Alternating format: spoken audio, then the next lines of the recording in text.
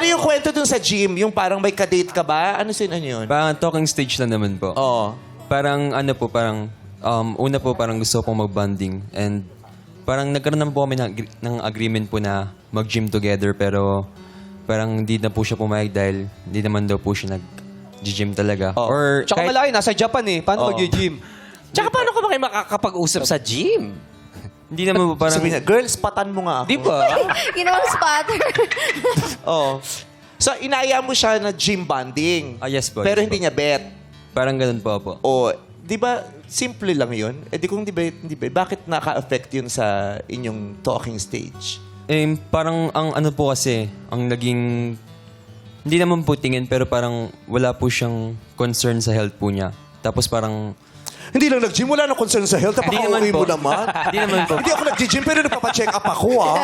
Yes. Hindi ako nag-gym, pero nagpa-badminton naman ako. Napakagrabe Tama. magsalita ng kaano nito. Ganyan din mga bata ngayon. Ang OA mo, hindi lang nag-gym, wala na Sorry. concern sa health. Baka naman ano. Holistic kasi Nagpa-badminton yun. ako, ha? Holistic. O, may kilala ako nag-gym, pero liempo ang kinakain. Lechon kawali. Sino yan? Crispy pata. Gym ng gym, ayun, na-stroke. Hala. Holistic Diba? yun. Holistic, okay. Ano Hindi, po? Charles, baka ano ka, baka mapilit ka, kaya...